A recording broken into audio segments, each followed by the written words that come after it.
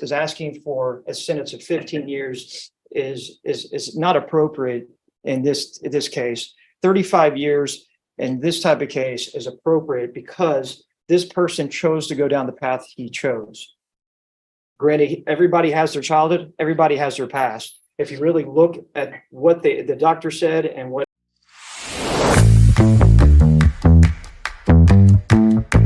Welcome back to Courtroom Chronicles, where today we're diving into one of the most emotionally charged sentencing hearings you'll ever see.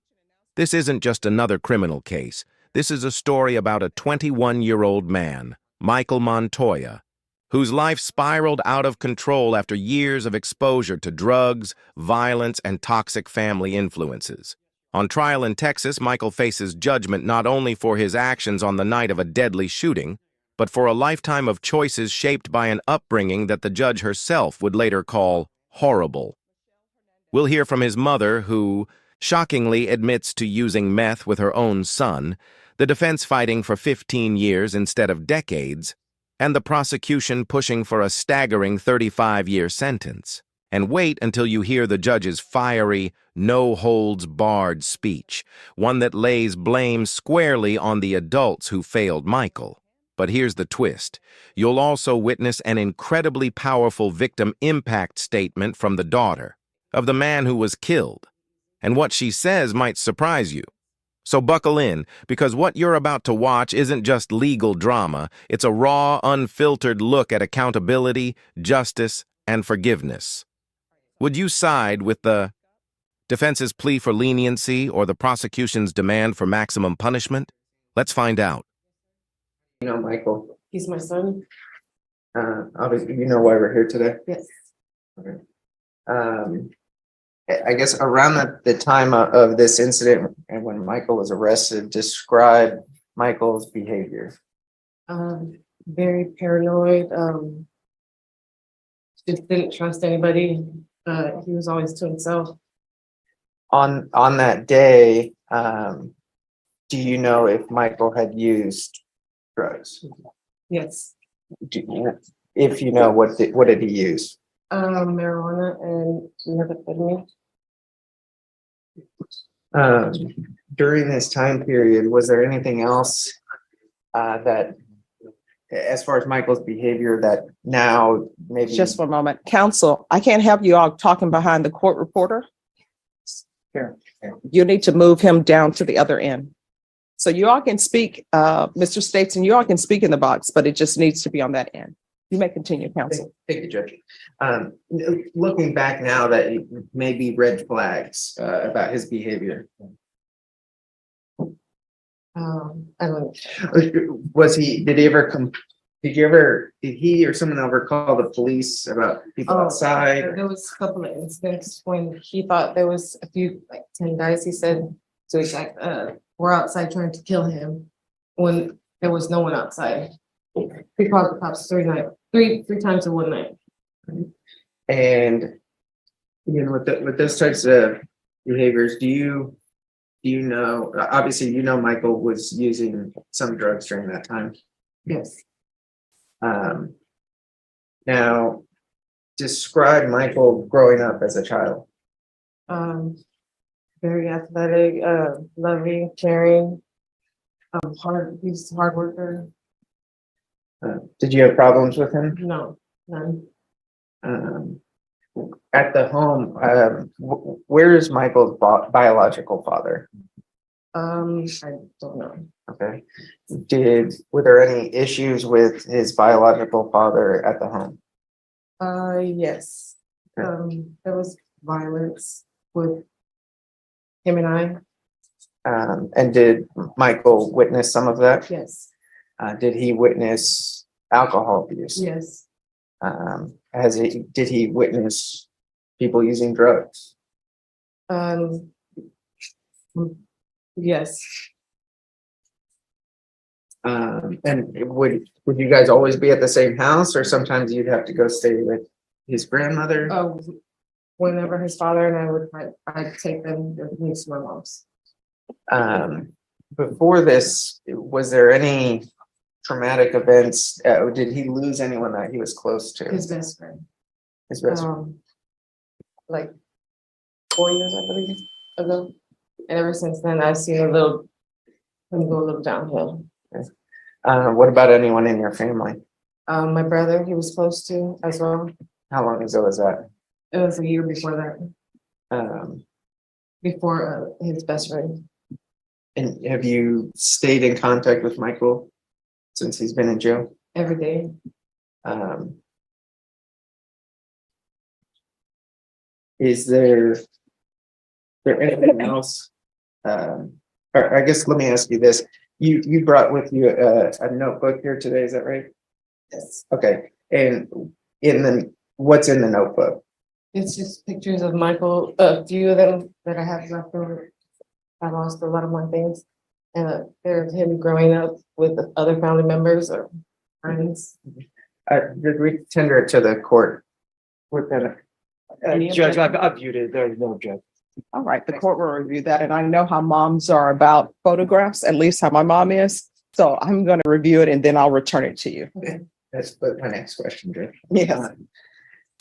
Now, look, through the years, I guess, is this the same Michael during that time period, even a few months prior? Was that the same Michael that you knew growing up?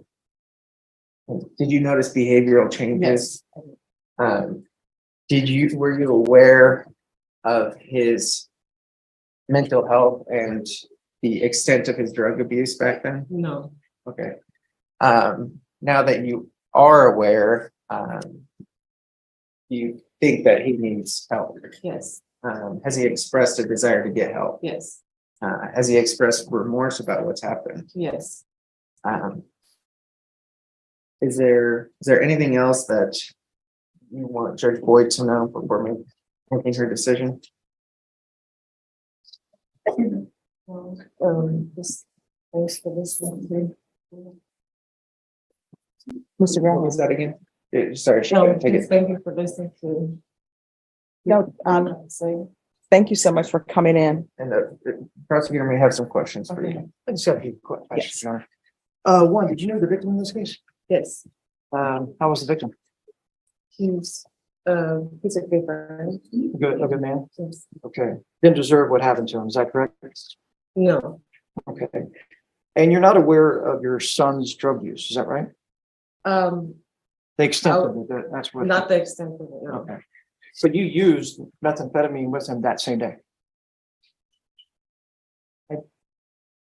I'll Okay. move on to that next question. The fact is that your son even admits that he used on a daily basis. And there it is, the moment that changes the tone of the entire testimony. The mother, Michelle Hernandez, admits under oath that she used methamphetamine with her own son. This isn't just a damaging statement for Michael's defense, it's devastating. Up to this point, the defense painted a picture of a young man shaped by circumstances outside his control. But here the prosecution has a smoking gun in the form of parental enabling. Legally, while this doesn't absolve Michael of his actions, it paints a fuller picture for the court. A toxic home environment where substance abuse wasn't just tolerated, it was shared. And that directly challenges the narrative that Michael's troubles were entirely external. What do you think? Should a parent's role in enabling destructive behavior lessen or increase a defendant's sentence? Does it make them more a victim or more accountable for their choices? I believe he was 16. 16. Mhm. So he started using alcohol back in 6th grade. You're aware of that, aren't you? No, That's what he stated. no. So you're not aware of that. Where were you at during this time when he was in 6th grade and started using alcohol on daily, or at least He weekly was at my mother's house. at your mother's house? Yes. Where were you? I was not living with them there. Okay, no further questions, Your Honor. Any other questions? No, Your Honor. I do. A question wasn't asked, wasn't answered. Were you using meth with your son? That's either yes or no. Yes. All right, thank you. All right, any other witnesses, defense? No, Your Honor. State, any witnesses? No witnesses, Your Honor. All right, any arguments? Yes, Judge. All right, brief argument. Yes, Judge. I'll make it brief. The court's aware we provided the report for Dr. Fabian. Look, Mr. Montoya, Michael is a 21-year-old with very limited history of any crimes. He was a normal young person, and then things outside of his control at that time when he's younger influenced him, and unfortunately influenced him in such a way that partly led us here today. And I don't say fully because he was an adult, he has to make those decisions.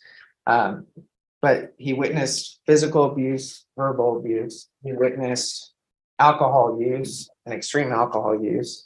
He witnessed drug and methamphetamine use from not just friends. We're talking about people that were supposed to model good behavior and be a support system, and instead, like Dr. Fabian said, modeled behaviors which he mimicked later on. If we look at his statement in the PSI, now that he's been in custody, he's had time to reflect, we've gone over things.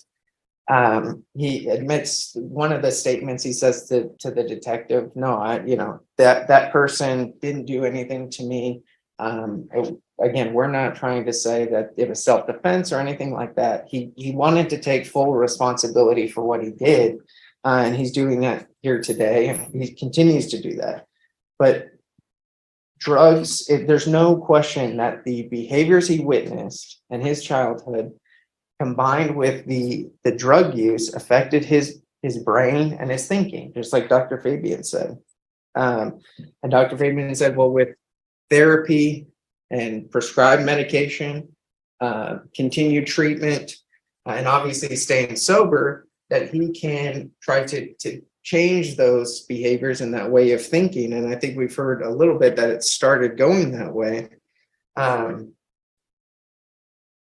Again, I think just the biggest thing is that he, from a young age, he has outside influences that were not even just neglect, but showing him the absolute wrong things to do at a young age, and how that impacted and influenced him to create mental health problems that went undiagnosed, that his parents never sought treatment for, that he never got treatment for until we were here today, until he was seen in the Bexar County Jail.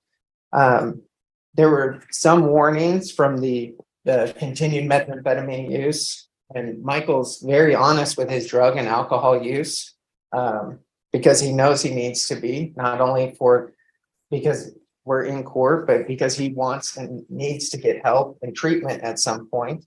And I think he's talked about getting an education, finishing high school, continuing to try to seek treatment while he's in prison, because obviously that is where we know that he's going to go under this plea bargain agreement.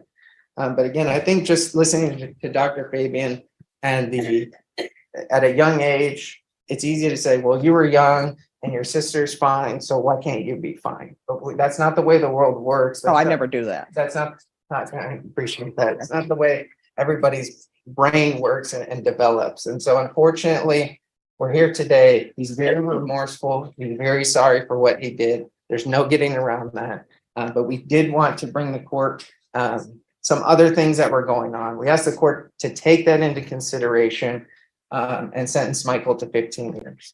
All right, state. Your Honor, for one, the defendant, we saw the photos that were presented to the court, and I know that is a snapshot, literally a snapshot of his childhood. But yet there are photos of his childhood, of him growing up, that he had some type of support system through grandparents and other individuals in his life. But he chose, yes, at a young age, not to proceed and take advantage of those people. What he chose to do is drop out of school and cut class and drink alcohol, use marijuana, and things that were detrimental to his mental health, anybody's mental health for that matter. For the fact is even in Dr. Fabian's report, he didn't start using methamphetamines and Xanax to the age of 18 at the time that he was an adult. So that at that point, Your Honor, he's making adult decisions that were detrimental to himself, not because of PTSD, not because of ADHD, because he chose to take the easier way and he wanted to go have drinks. He wanted to go smoke marijuana. The day of, he smoked marijuana with his mom's boyfriend. The day of, he just chose to do methamphetamine.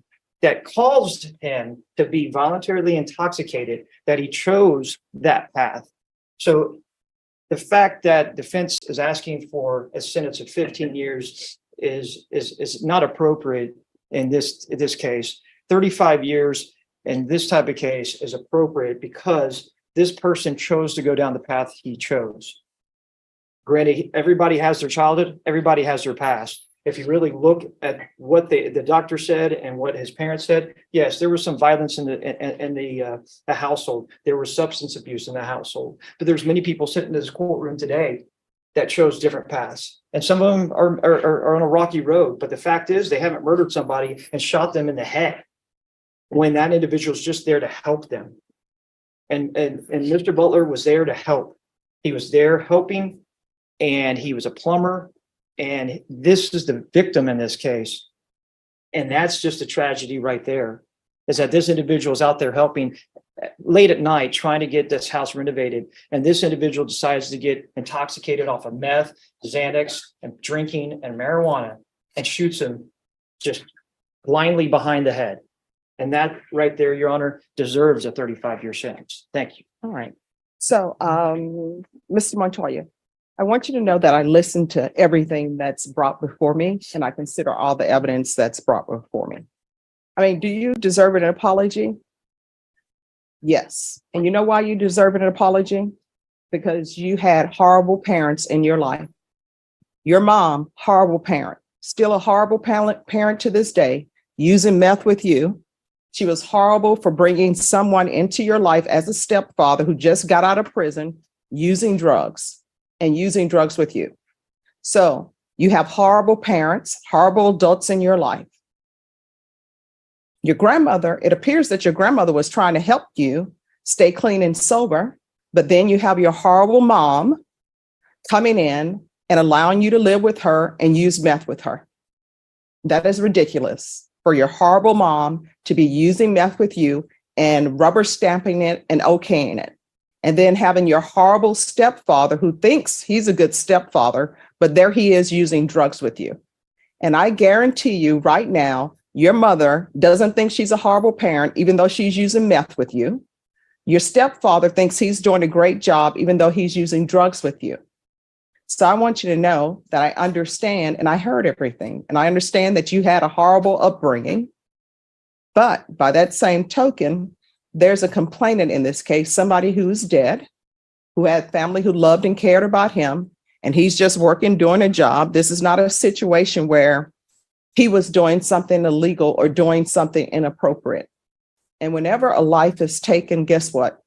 Society suffers, because whatever they were bringing to this world, maybe for the benefit of others, we no longer have that. So when I sentence you today, I want you to know that I realize your childhood was horrible. And sometimes people have a childhood that's horrible and they make it out. And you wonder, how did they ever make it out? And then sometimes when children are taken from the hospital to be with their horrible parents, you know that they're going to have a horrible life. And you have had a horrible life with your horrible mother and your horrible stepfather. And I don't know what they're doing with your sister. I don't know if they're using meth with your sister or not. I don't know if there are other grandchildren that people are allowing your horrible mother and your horrible stepfather to be around. So I want you to know that I heard all of the testimony and I listened to it and I internalize it. Okay?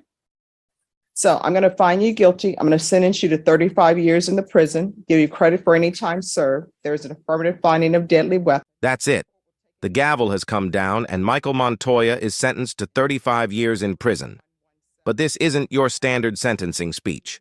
The judge spends several minutes directing her outrage at Michael's parents, especially his mother, calling her a horrible parent multiple times and accusing her of rubber stamping his drug use.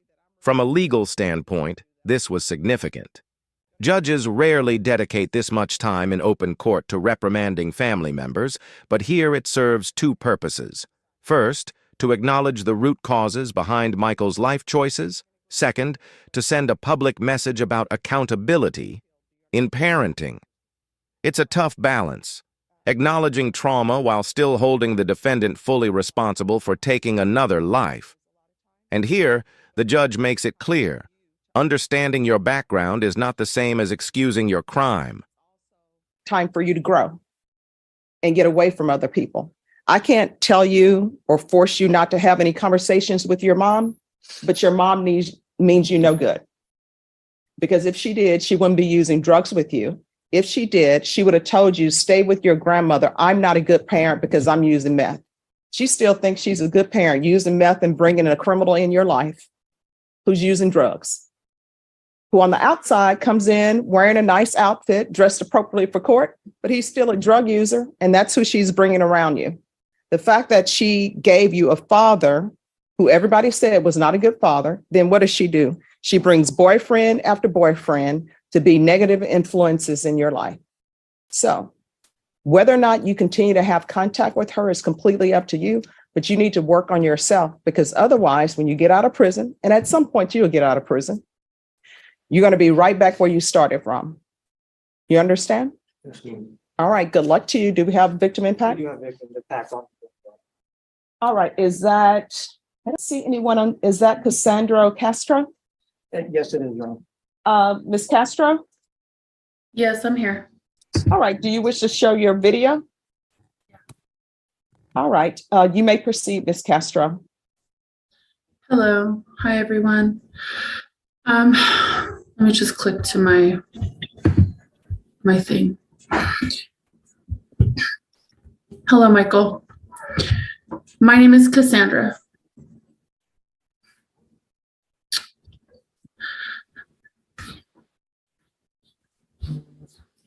Sorry.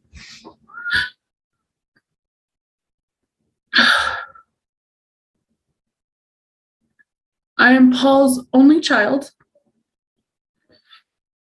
He was my father. And I wasn't sure before today if the two of you actually knew each other or if you just saw him for the first time that night. But let me just tell you a little bit about him that you may not know. He was also a grandfather to my 4 children. He was a father-in-law to my husband. He was a son. And he was a beloved and cherished brother. He was an uncle, a cousin, and a friend to everyone who knew him. My dad was not perfect, but he was loved by so many. He was funny, and he was always ready to have fun. He was an artist. I don't know if you knew that. He liked to draw, and he was a plumber by trade. He is so missed by everyone in our family. And not being able to talk to him is not an easy thing. When I heard how old you were, my heart was broken. Not just because of the loss of my father, the loss that our family has experienced not having him around, but also because of the loss that I'm sure your family must feel not to be able to have you around anymore. Your life, their lives, and my family's lives will be different because the decisions that you've chosen to make. When I heard that I could speak to you, I wasn't sure what I was going to say, so I prayed about it. And it's taken me a while to get to this place.